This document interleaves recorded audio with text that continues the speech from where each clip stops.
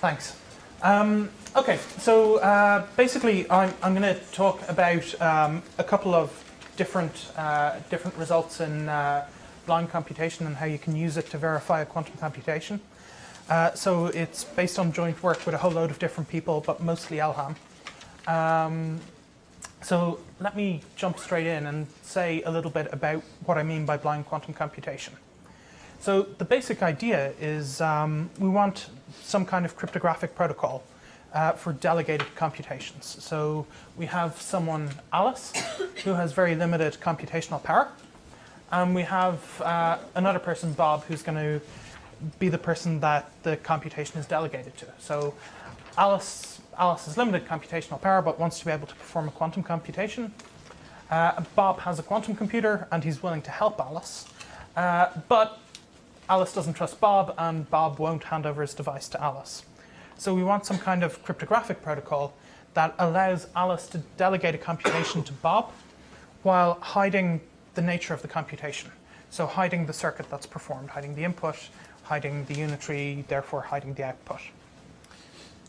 Okay, so the approach we have to this problem is based on a model of computation that's probably quite different to the circuit. Well, it is quite different to the circuit model. I'm not sure how many of you know the measurement-based model well. Lots of physicists know it, but I know in the TCS community it's less in vogue at the moment.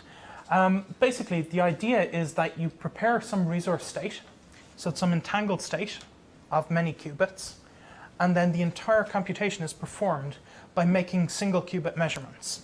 So you measure your first qubit, and then you have some classical control computer that tells you how you're going to measure the next qubit. So the basis changes depending on the previous measurement outcomes. And you use this to drive a computation. So in our model, what we're going to do, because Alice is computationally limited, we're going to associate her with the control computer. And we're going to associate Bob with the preparation of this entangled state and the performing of the measurements. But he's not going to learn anything about this feed-forward structure, about how measurements depend on each other. Okay, so in case you don't know about measurement-based quantum computing, I thought I'd do a quick recap. Basically, the idea is you have a resource state called a graph state. And the graph state can be represented by a graph, so just a set of vertices and edges. And the way you read the state off from the graph is that each vertex represents a qubit prepared in the plus state, so an equal superposition of 0 plus 1 with positive phase. And the edges correspond to control phase gates between the qubits. So basically, each of these corresponds to a preparation of a qubit, and then once you've prepared those 7 qubits in the plus state, you're going to entangle them depending on whether or not there's an edge between them. So you'll just apply a control phase gate dependent on whether or not there's an edge between them in this diagram. Now, because the control phase gates are diagonal, all of these operations commute with each other, so you don't need to worry about the order they're performed in. So the qubits are numbered, and we measure them in order. So we measure qubit 1 first, then 2, then 3, then 4, and so on. And the basis that we measure each subsequent qubit on is adapted based on the prior measurement result. It turns out that this is universal for certain graph families. So you can pick families of graphs that are universal as you scale them. So the most well-known ones are called cluster states, and they're basically just square lattices. So they look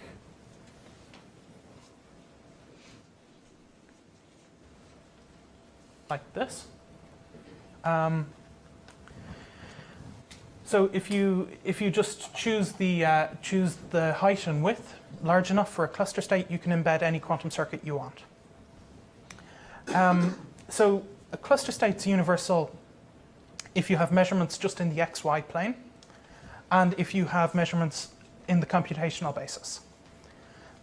It turns out, though, that there's other families of graphs like this that are universal without the need for z measurements at all. So I'm going to give an example of one in a few minutes that we're going to use for our protocol.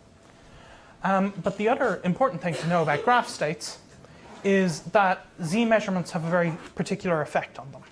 So if I take a graph state, here, like this little chunk of cluster state, and I measure the white vertex in the z-basis, so I measure the qubit represented by that vertex in the z-basis, then the effect of this is simply to remove that qubit and all of the edges attached to it. Okay, it yields another graph state. Now, if I get a 0 outcome, it gives me exactly this state. And if I get a 1 outcome, I have a z correction on each of the neighbors. But it has this neat effect. In fact, it turns out that all Pauli measurements have some simple transformation of the graph up to local operations. And this gives you a nice way. You can actually remove all of the Clifford operations within a circuit to just give you a completely different graph that's then kind of algorithm specific. Okay, so what we're going to use isn't a cluster state. We want to be able to hide the computation, and to do that, well, at least initially we didn't know how to do z measurements, how to hide z measurements. So we had to come up with a resource state that you didn't have to make z measurements on in order for it to be universal. So this here we call a brickwork state, mostly because it looks like the bricks on the side of a building where you have a brick turned in and then a long brick and then short brick and long brick. So you take this graph, you prepare all the qubits in plus, and you do your CZs. It turns out this is universal for just XY plane measurements. And basically, it's composed of these repeating unit cells that have 10 qubits in them, so 5 on top, 5 on the bottom. And then so you've got 2 lines of 5 that have their neighbors connected, and then there's two connections between rows. Basically, what's happening is each row is going to be a logical qubit. It's basically your wire. So during your computation, your input that starts here is going to propagate along here. And each time a qubit is measured, that effectively applies a logical gate to that input. And so you can think of it as teleportation, and your input is getting teleported along and picking up gates as it goes. So that's why all of these lines are connected, because you have to teleport from one to the next. And then the edges between rows are just to implement entangling gates. So the reason we're putting in them like pairs here is that we're going to take a unit cell, and we're going to have 2 entangling gates in it, and then we're either going to make them cancel out or not cancel out, depending on whether we want to place an entangling operation there. So let me show you how you can use this to implement some gates. I won't go through the details of the teleportation, how you get these, because I won't be able to fit it all in the talk otherwise. But basically, if you measure this at an angle alpha in the xy plane, then this one angle beta in the xy plane, then gamma in the xy plane, and then x. The effect of this is to implement basically a z rotation through alpha, an x rotation through beta, and then a z rotation through gamma. And basically here what's happening is that you're teleporting this, it picks up a Hadamard, and then it picks up another Hadamard, so the 2 Hadamards cancel out, and then the 2 control Zs, these 2 edges between rows cancel out. So that's why there's no entanglement there. So you can use this to implement various gates like Hadamard, pi/8 gate, or the identity gate. Of course, you can implement them in parallel as well. But you can also use it if you choose your measurement angles a little bit differently. So instead of measuring these 2 qubits both in 0 in x, if we measure one of them in y instead, then we're able to get a controlled NOT gate. So if you go through all the teleportations and the gates it picks up, this bit of brickwork state here gives you a Hadamard from the first, a Hadamard from the second, which are going to cancel out. You've got your CZ here between these two, which is this gate here. Your pi over 2 gives you a z rotation through pi over 2 plus a Hadamard. Then the 0 gives us a Hadamard. And then we've the control z at the end. And similarly on the bottom, you've got these pi over 2 rotations in the z basis. And if you go through this, the gates cancel out, the Hadamards cancel out here. So you get these rotations. The control z then changes whether or not these two cancel out. So if the control is 0, these cancel out and you get the identity. If the control is 1, then these are going to give you an X gate. So when you take that together, it gives you a C0 gate. So that means if we go back, we can choose what unitary we want in each of these blocks from that universal set. So Hadamard, pi over 8, identity, or control not. And obviously we can choose the control not in either direction because these unit cells are mirror symmetric.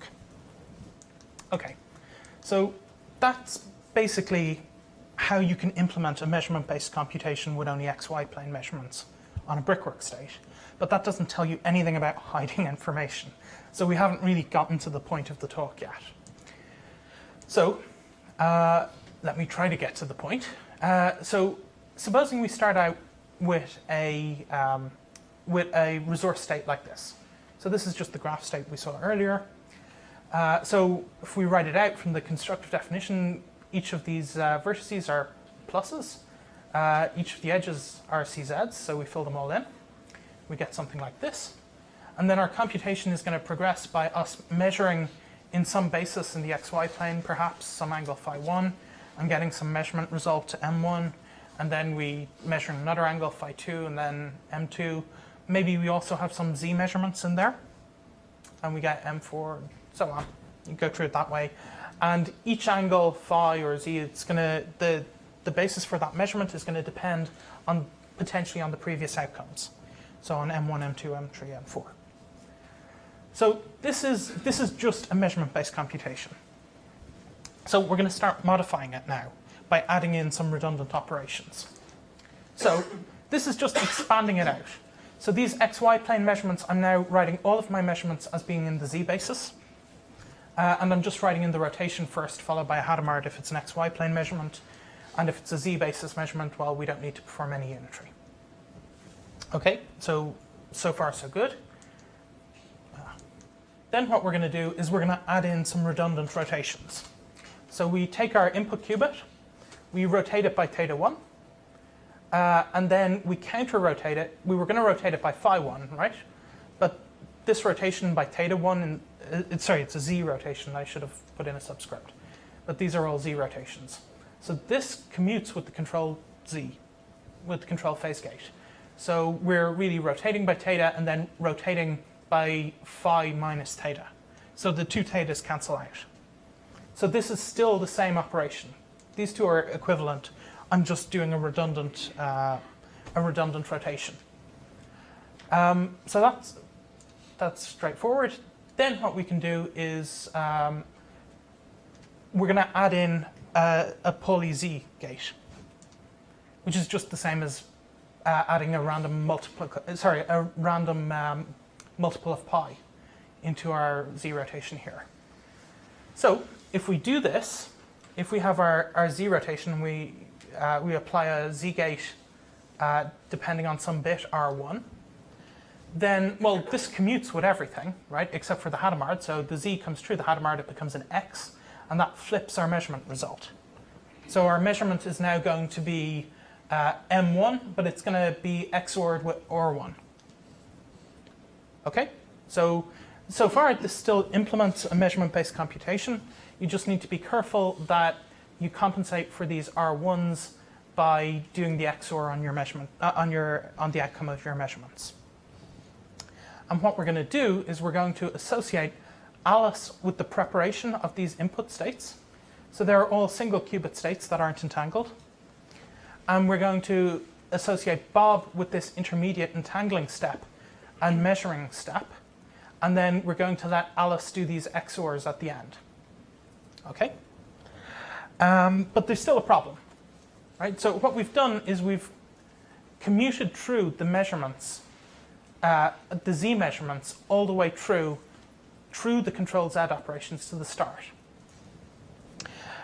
So that's fair enough, but that means that Bob knows, he's going to know that there's something special about these qubits because he's not being asked to measure them. But because they're already measured, which is effectively the same as just generating a random bit and sending it to Bob, we're just going to ask him to measure them anyway. Okay, so we're going to add in these redundant measurements that we just discard. So now you can see from Bob's perspective at least, he's just entangling according to some particular graph, and then he's performing all of these measurements all in the xy plane in some angles delta 1, delta 2, delta 3, delta 4, delta 5 that he's told by Alice. So Alice is going to compute the deltas and tell them to Bob. And then Alice is going to look at these results that Bob sends back, B1, and compute the actual measurement results from it by XORing it with OR1. Okay, so the protocol goes as follows. Alice generates these input states, which I'm calling psi I. So they're either these plus states with a z rotation applied, or they're randomly 0 or 1, if she wants to make a z measurement on that qubit. Okay, so she sends the states to Bob. Bob places them in a rectangular array, and then entangles them according to the brickwork state graph. So he's just applying the CZs. They don't show up so great on this, but anyway. So what's going to happen is the protocol is going to go back and forth with purely classical communication now, where Alice, for each qubit I, Alice is going to compute some delta I, which is the measurement angle for that qubit, minus the random rotation initially applied to it, and send it to Bob. Bob is then going to measure that qubit in the basis given by, in the basis that's an angle delta I in the xy plane. And then he's going to return the result bi to Alice. And then Alice will use that to compute mi, which is just what would have been the measurement outcome otherwise. Okay? So that's basically it. And doing this, Alice can run a measurement-based computation. And the claim is that Bob isn't going to learn anything about the computation that's been performed. Okay, so how do we formalize this? Well, one way we can do it is we can say a protocol is blind on input x while leaking at most Lx if the distribution of the classical and quantum information depends only on Lx. So what do I mean by while leaking at most Lx? Well, the protocol has to leak some information, because Bob sits down and he does a computation with his hardware, and he has some bounds on the resources he used. So you can't help but reveal an upper bound on the dimensions of your computation. So Bob knows how many qubits he used, and he knows how many gates he applied. There's no getting around that. Now, you can pad it so he uses more than he needs, but you can't make him think he used less than he actually did. So in our case, the protocol is going to leak the dimensions of the circuit. Okay. So we're going to take, so for qubits, well, let's try and show this is true. There's two types of qubits in our protocol. There's the z measured ones, and there's the ones measured in the xy plane, which will be the bulk of the qubits. So let's show it first for the xy plane qubits. So what does Bob receive? Well, he receives some certain number of qubits and the dimensions of the brickwork state to tell him how to entangle it. But beyond that, all he receives is for each qubit, for each vertex in that graph, he receives a single qubit in this state plus theta I plus Ri. So that's just a rotation, a z rotation of theta I plus pi Ri applied to the plus state. Okay, and Ri is going to be uniformly random in 0 or 1, just depending on Alice's key. And then he's going to receive a correction angle, delta I, which we said is phi I, which is the actual angle you want to use to implement the computation, minus theta I, which was this part of this random rotation. Okay? But if we look at it, we see the only thing that happened, the only bit of information that depends on Ri is this single qubit. None of the classical information depends on Ri.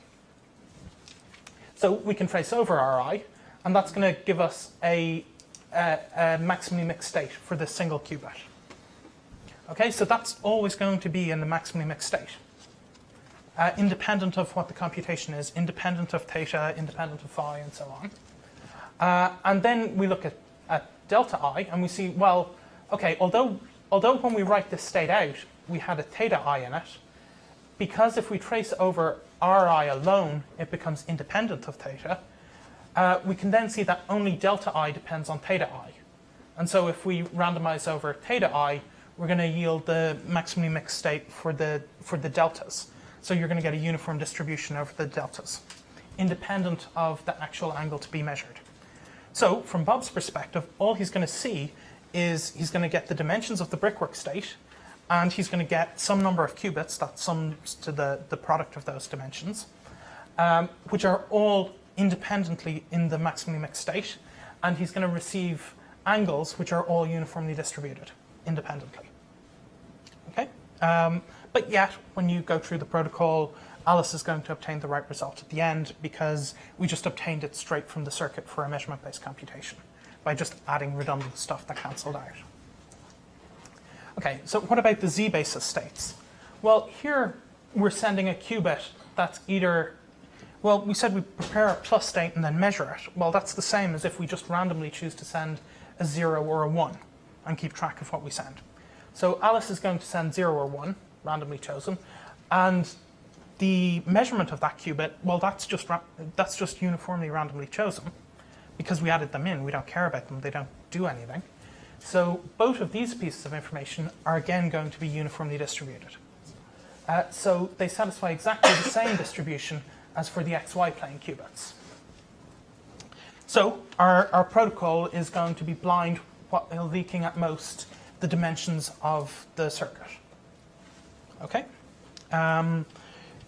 This isn't a terribly complicated definition of blindness, but it turns out that you can take this definition of blindness and show that it satisfies, that it's equivalent to a composably secure definition. But I'm not going to try and do that now because I don't have time. Okay, so verification. The basic idea is we want to be able to check. If we delegate this computation, we want to somehow use the fact that Bob doesn't know what's going on to test whether he's being honest with us. So we have a whole load of ways of doing this that are in quite a long paper, but this is the simplest way. It doesn't yield the best detection rate, but it's the simplest to explain. The basic idea is that you take the brickwork state and you wrap it around a cylinder, so that it has periodic boundary conditions at the top and bottom. Okay? And what we're going to do is we're going to randomly choose a qubit to act as a trap. And that trap is going to be used to detect if Bob cheats in that location or not. So we choose a trap location uniformly random, and we prepare the state in plus theta t plus RT. So we're just randomly choosing a rotation in the xy plane to prepare our state. So it's going to be at some location. Now, we don't want it to mess up our computation. So what we're going to do is we're going to identify a tape that contains that trap qubit. So by a tape, I just mean two neighboring rows. Such that if I prepare all of the others, if I measure them in Z, they're going to disentangle this trap qubit from the rest of the graph.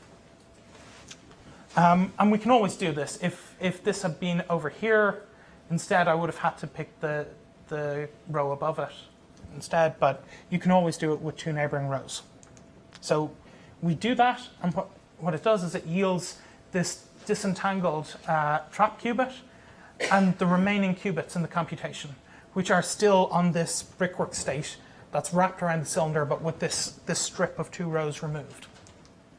Okay, but we can just rearrange the qubits, and that's the same as having our original brickwork state and this disentangled trap qubit.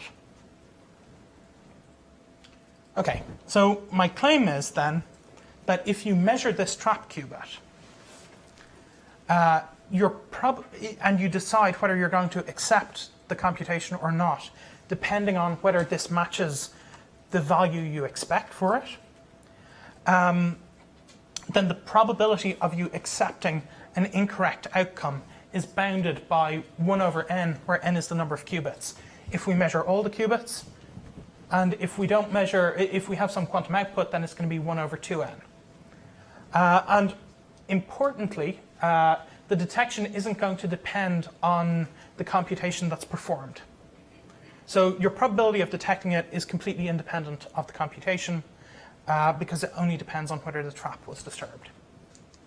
Okay, so a sketch of how you prove this, we can write down a general adversarial behavior. So we have some quantum input that's received from Alice here. Without loss of generality, we can assume that Bob actually does the entanglement and the rotation into the measurement basis before applying his deviation operator. Okay, so this is just some general unitary that acts on the input space and the angle received from Alice and some ancilla register that Bob has. So so we do this each time.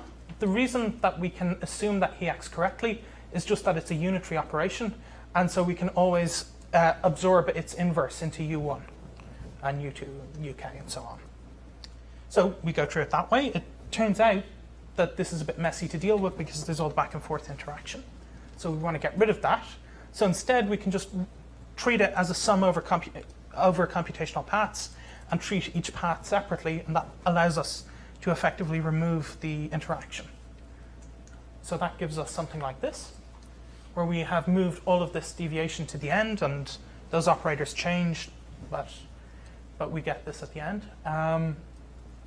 And so we can group all of them together into this operator I'm writing as U prime. So if we apply the result we know about how this disentangles, how the trap disentangles from the rest of the graph, it's going to give us something like this. So we have an input state, which goes in, that's prepared in plus theta t plus rt. It goes in, U prime is applied to it and the rest of the stuff, which who cares what state the rest of the stuff is in. And then it's measured in the computational basis to result in some BT. So first we can expand U prime as a sum over Pauli operators. And we can look at what happens with each Pauli operator. And each one is either going to act trivially or non-trivially on this wire here that contains the trap qubit. Okay? But the only ones that can lead to us accepting an incorrect outcome are when the Hamming weight of the operator is at least 1. Right? So the identity term, well, that's not going to deviate you from the correct protocol. So the only things we care about are the non-trivial Pauli terms. And if we only care about those, then the probability that the trap contains that Pauli error is at least 1 over n. And it's potentially greater than this, depending on the weight of sigma, but it's at least 1 over n. So if sigma flips the outcome at the trap site, then it's definitely detected. And if it doesn't flip the outcome, then it's not an error, because it wouldn't have flipped another outcome. So it wouldn't have generated an error. So it's only these sigma I terms, only the local Pauli operators that actually yield an incorrect measurement result that will that are errors that need to be detected. Otherwise, they could be like stabilizers of the state or something like that.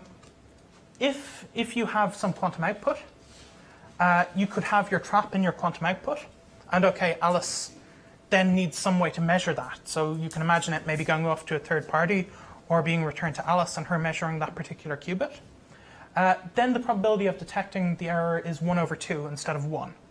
And that's because if I apply an X error, then this plus theta t, it might be in the plus state, in which case it won't detect an X error. Or it might be in a Y eigenstate, in which case it will definitely detect the error, or it could be some angle in between. And when you average over them, you just get a factor of 1 over 2. Okay, so that's basically it. Yeah, this only depends on the location of the trap. It doesn't matter what was going on in the other wires. So this gives us something called independent verifiability. So if Alice reveals whether it was passed or not, it doesn't reveal anything about her underlying computation. And again, that's something that's important for it to be composably secure. If you don't have that property, then you can leak information by revealing whether or not you accept it. Okay, so Thomas asked me to say something briefly at the end about open problems. Okay, so the big open problem in this area is whether or not you can verify a quantum computer with a purely classical verifier, with a single quantum computer. So I guess the other talks we've heard today relate to verifying quantumness when you've two entangled provers. And I've talked about this kind of semi-quantum verifier and a single prover. What if we only have a single prover and a purely classical verifier? So can we check the results then? And a smaller kind of precursor problem you can think of is whether it's possible to do blind computation in this setting, without trying to verify anything, just hiding the computation that's going on. Because if we could come up with a way to do blind computation that way, well then maybe we could also find a way to use the blind computation to hide some traps. Okay, so that's pretty much it. I was just going to say the kind of barriers to doing this. One problem is the difficulty of hiding information. In the two-prover setting, you're hiding information because you're telling some stuff to one party and some stuff to another party, and neither one gets to know what the other was told. In our setting, you're hiding it in kind of quantum uncertainty because you're sending these non-orthogonal states to the prover. When you have a purely classical verifier and only a single prover, there's no way to do either of these tricks. So the prover is going to get a transcript. They're going to get a set of instructions that completely determines what they do and what has happened in the protocol. So that's kind of problematic. It also means that we can't rule out classical simulation. So if the prover simply has a sufficiently large classical computer, they could just simulate the quantum dynamics of what they should have done, given this classical input, because nothing is hidden from them. Then the last ones I was going to say is there's an issue with a one-time pad not being enough to hide information in the setting. And the reason for that is, so in our computation, you can kind of think of it that the input and output are encrypted because they have these random Pauli operators applied to them. The problem in this setting, though, is if you have a complete transcript of the protocol, you can run it again and again and again and again, and you can perform tomography. And this means that you can distinguish the probability distributions over classical states. You can't tell which classical state a particular probability corresponds to, but you can look at those amplitudes of those probabilities and just their distribution. You can write a histogram of them. So, for example, if I give you a plus state, if I give you some instructions that result in a plus state or a minus state, or I give you some instructions that result in 0 or 1, even though on a single run this would result in a completely mixed state, if you run it again and again and again, you can distinguish those two cases. And in general, if you want to hide this, if you have quantum output and you want to hide it perfectly, you need a computation. Your decoding operation needs to be as complex as the circuit you're performing. So that kind of represents a significant barrier, unless you start increasing the size of the Hilbert state, adding in kind of random ancillas that are entangled into it or not. But that's something that would have to be a component of any protocol that achieved this. Okay, sorry, that's me done. Sorry if I went over time. Thanks very much.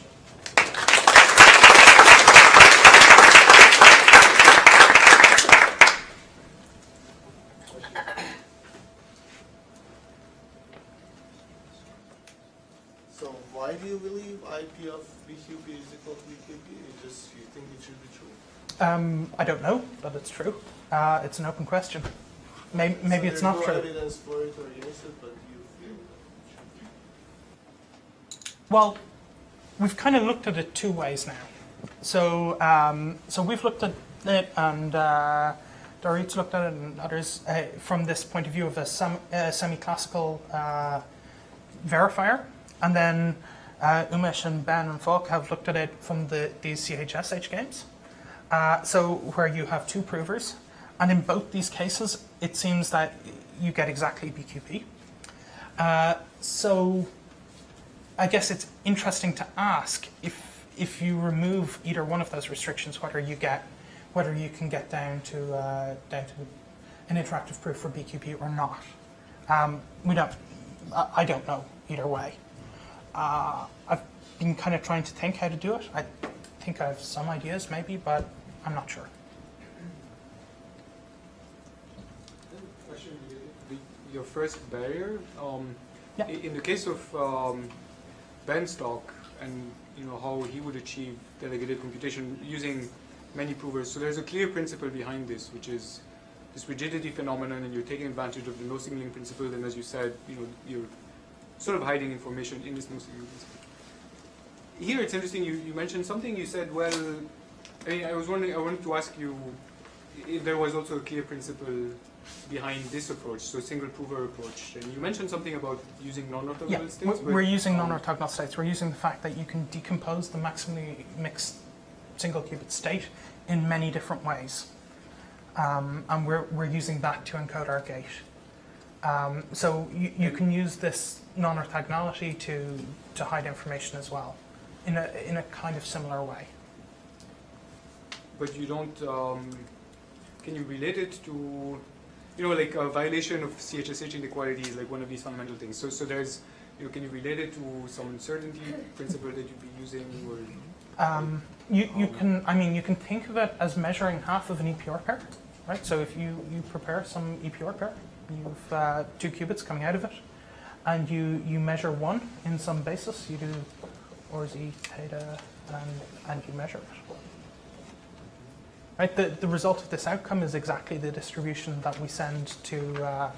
This will give, in our language, this will give us Ri, and this would give us the state plus theta I, Ri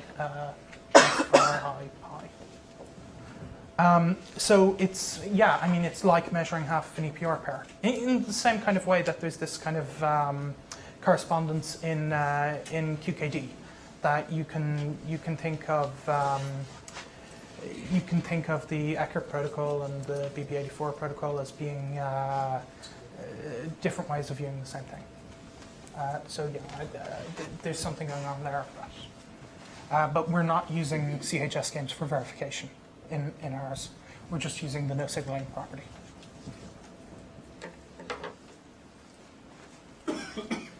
I have a question regarding the first open problem, the BQP because the IP Yeah. is. So is there any like let's say like any language in BQP for which there exists some non-trivial protocol, like some example? I mean, other than P? Yeah, I don't know, like. It depends, right? If graph non-isomorphism happened to be in BQP, then you'd have a protocol for that. What about factoring? Yeah, sure. Yeah. So anything that's in the intersection of BQP and MP also has a trivial. So there's this paper by Matt McCaig. I think he has a protocol for recursive Fourier sampling that's of this form. Okay. Yeah. Yeah. So I guess certainly you can find maybe some sub languages, but certainly BQP as a whole seems to be open. Actually, I think Scott is still. Are you still offering $25 for that? Yeah.